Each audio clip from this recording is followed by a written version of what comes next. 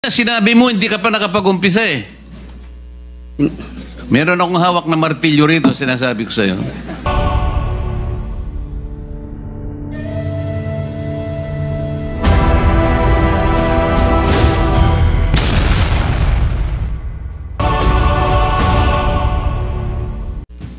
Mr. Kirante, sabi mo kanina, hindi pa nag-umpisa yung QM Builders as a contractor? Yes, Mr. Chair. Hindi ka pa nakagawa ng project? Hindi pa kasi yung nag-asawa ko ng 1991, nag-upisa kami sa hardware. Yung maliliit na hardware, nagtitinta ng bambo, mga ganun eh. Mga Bakit nasama ka sa 15 contractors sa listahan ng Pangulo? Kanina tinatanong ko, wala bang kukontra dito sa sinabi ng Pangulo na 545 billion worth of flood control projects ay ito lang mga 15 contractors ang nakakuha, kasama ka, QM Builders. Nandiyan ka pala, bakit hindi ka kumontra? Ba't ngayon sinasabi mo, hindi ka pa nakapag... Pasensya, Mr. Chair, kasi medyo nahiya ako. So sinasabi mo, mali ang Pangulo with respect to your company? Yung data is mali eh. Kasi ang totoo, yung 414 projects na nakuha sa QM, totoo lang is only 86 projects. Mr. Chair. Teka muna, sabi mo hindi ka pa nakapag-umpisa eh. Ano yung sinasabi mong project? Ano ko lang siguro, bagitin ko lang. Noong 2003, nakalisensya na kami sa pickup, only category D. Hanggang noong 2024, naging quadruple A na tayo. Pero dumaan pa kami ng single A. Noong 2011, hanggang nag-triple A tayo ng 2017 hanggang naging quadruple A tayo ng 2024. Mr. Secretary, naiintindihan mo ba yung sinasabi niya? Sabi mo hindi ka pa nakapag-umpisa ng project. Paano ka naging quadruple A? Ano ko lang, Mr. Che, yung sinasabi kong 1992 is hardware pa yon. Yung nakita niyo yung hardware. Hindi natin pinag-uusapan yung hardware mo. Ang pinag-uusapan natin, flood control projects. Tinatanong ka kanina, sabi mo, hindi ka pa nagkapag-umpisa ng flood control projects. Paano ka nagkaroon ng lisensya? Paano ka naging quadruple A? At lalong mahalaga, paano ka nasama sa 15? Gumawa ka na ng flood control project. Gumawa na tayo ng flood control project. O ngayon gumawa ka na naman. Ano ba talaga yung totoo? Baka hindi ka makauwi sa araw na ito. Nagsisinungaling ka na naman eh. Hindi po, kamo. Ang sinabi ng Pangulo, kasama ka sa 15. Tama, Mr. Huwag mong mamaliitin ito. Pagkatas dito, aartihin mo kami, sasabihin mo, hindi ka pa nag-umpisa ka isang hardware. May problema dito eh. Ano na yan, history lang yung sinasabi ko, Mr. Chair. Ano na yung totoo? Yung totoo, may lisensya na tayo na quadruple A ngayon. O ngayon nga, ngayon meron ka ng quadruple. Yes, Mr. Chair. O, ilang project ang na-execute mo na? Marami na eh. O kanina sinabi mo, hindi ka pa nakapag-umpisa eh. Meron akong hawak na martilyo rito, sinasabi ko sa'yo. Mr. Chair. Huwag kang tatawa-tawa kasi hindi nakakatawa ito ha. Mr. Chairman. Dito lang nagsisinungaling ka na eh. Mr. Chairman, if I may. Yes, Mr. Mukhang nahihirapan kasi si Mr. Kirante mag-explain. Tama ba to? Ang sabi mo kanina, hindi ka pa incorporated at ngayon incorporated ka na in 2024. Yes. No. Hindi rin. Yung incorporated, yung on process pa yon, hindi pa namin na-approve. So lahat ng project na ginawa mo, sole proprietor? Yes, Your Honor. So nakapag-project ka na? Yes, Your Honor. Ano yung sinasabi mong hindi ka pa nagsisimula or hindi mo pa nagagawa? Yung incorporated, kasi hindi pa na-approve yung namin, hindi pa naman na-practice, hindi pa na-transfer from sole proprietorship into... So kaklaruhin ko lang, marami ka ng project at tama na isa ka sa top 15, correct, Mr. Kirante? Yes, Your Honor. Pero hindi ka pa incorporated. Hindi pa. Yun yung sinasabi mong hindi ka pa incorporated. Yes, Your Honor. Yun yung binabanggit niya kanina, Mr. Chairman. Malabo pa rin eh. Mr. Secretary, tumatanggap ka ng isang sole proprietorship na mag-undertake ng flood control? Well, Mr. Chair, actually, he has the pickup license eh. Paano siya license. nagkaroon ng pickup license as a contractor? He has the a pickup license. Paano ka nakakuha ng pickup license, Wala pa Mr. nung, Kirante? Sole wala. proprietorship ka lang? Yes, Mr. Chair. Kailan mo nakakuha yan? 2003. Hanggang nag-upgrade tayo sa 2007, naging B tayo. Hanggang 2011, naging A tayo. Yung 2017, naging triple A tayo. Ano yung net financial contracting capacity mo as a sole proprietorship? 40 billion, Mr. Chair. 40 billion? Yes, Mr. Chair. Yung financial statement mo, padala mo sa amin.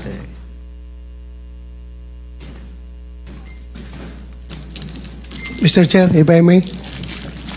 Mr. Chair, Teka muna, si Senator JB muna para matapos natin lahat. quick lang para sa kanya. Kanino? Kay Randy. Habang hindi pa siya umalis. Naniniwala ka pa dyan? Naintindihan ko, Mr. Chair, dahil tingin ko, Bisaya ito, hirap mag-express ng sarili niya in Tagalog. Kaya, I would rather advise him na uminom ka ng tubig, mag-inhale ka, relax ka, at ang pagsalita mo, huwag mo masyadong bilisin. Naintindihan kita pareha tayo Bisaya. May difficulty in expressing yourself ka. Hindi ko kinakampihan, Mr. Chair, ha? Ang sinasabi niya, meron siyang 40 billion pesos. 40 billion. NFCC. 40 billion ang sinasabi niya. NFCC, Mr. Chair. Kaya nga, 40 billion pesos. Yes, Mr. Chair. Oh. Naniniwala ka, Mr. Senator? Ano yung NFTC, Mr. Chair? Hindi ko... Net financial contracting capacity. Totoo, tinoon na, bay. Ha? Yeah. May 40 billion ka. Yes. Nakadeposito sa bangko na. Ano sa mana? Ay, Paano? hindi. Yung NFCC kinuha sa... Ano yan? Yen o pesos? Asset yan. Kasi yung NFCC, kinocompute ng times 15 yon, Mr. Chair. Halimbawa, may 1 billion ka sa bangko. Pwede ka sa 15 billion. So, halimbawa, may pera ka sa bangko na 2 billion, ibig sabihin, pwede ka sa 30 billion. Yan ang computation. Kaya tayo yung pera natin, kasama na yung mga assets, more than 2 billion. Kaya, i-multiply natin ng 15, abot ng 40 billion. Kaya kami monta at hanggang 40 billion. Mr. Chairman, Mr. Kirante, ito tinitignan. Ano yung 2015 na QM Builders Incorporated? Ina-apply namin dyan sa SEC, Pero Your Honor. 2015 pa siya. Pero hindi pa namin tinatransfer Transfer to? to sole proprietorship into incorporated. Hindi, ito incorporated na ito eh. This is a corporation. Kasi ang explanation ng bookkeeper natin, yung natin gahandol, yung experience from sole proprietorship, itatransfer muna sa Hindi, incorporated. iba yung experience, iba yung corporate entity. Incorporate entity is 2015 nandyan na siya. Pero sinasabi nyo, walang nangyayari. Wala nangyayari. Ang Ina-apply lang. ginagamit nyo since noon pa ay yung inyong sole proprietor. Yes, Your Diyan Honor. pumapasok inyong income, in other words. Yan rin ginagamit nyo pagbibid ng mga projects. Yes, Your Honor. Tama?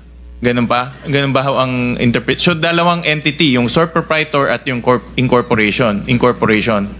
Yes, Your Honor. Okay. Sabit nyo na lang ho sa amin yung mga dokumento na yan. Thank you, Mr. Chairman. Senator JB? Thank you, Mr. Chair. Mr. Chair, siguro ang gusto natin dito, aside from the accountability that we're looking for, ang gusto natin ma-achieve in aid of legislation. Mr. Chair, I have the second bill that I filed in this Congress is a comprehensive master plan for infrastructure development na kahit sino po ang maging presidente, when it comes to infrastructure, especially big ticket items, dapat po tuloy-tuloy. Tulad ho ng mga floodway projects, kanina nabanggit ni Secretary, it transcends different multi-year po ito at it may transcend different administrations, no? Ang tanong ko lang, Mr. Secretary, siguro matagal na rin ho kayo na sa DPWH. Dati po, meron tayong Napindan Channel, Manggahan Floodway, and other big flood control projects. Pero parang lately, do we have similar flood control projects of this magnitude? Yung ganito kalaki. Kasi sa tingin ko po, siguro sagutin nyo rin po ko, yung taon-taon na pinoproblema ng Central Luzon, ng Bulacan, ng Pampanga, kamakailan tayo nandito rin. Ang kailangan po talaga dito, floodways, spillways, and water impounding. So, Mr. Secretary, at present, meron ho ba tayong ganitong mga uri ng proyektong ginagawa? Before the Secretary answers that question, let me acknowledge the presence of our senior Vice Chair of this committee, Senator Alan. You can now answer the question. Thank you, Mr. Chair. Yes, Mr. Chair. We have similar projects of that magnitude in the other river basins, major river basins in the country, Mr. Chair, that are financed by official development assistance, Your Honor. And in these major river basins, they have a comprehensive master plan, Your Honor. But Mr. Secretary, as we had discussed already, no matter how comprehensive these river basin master plans, until and unless you are able to coordinate with that office that we made reference to earlier, Yes. This is the River Basin Control Office, walang mangyayari dyan. Because it should have been an integrated one. That's Kahit na 100 river basins pa yan, with their separate and individual master plans, kailangan pong coordinated per the mandate of the law na nakalagay sa balikat ng RBCO.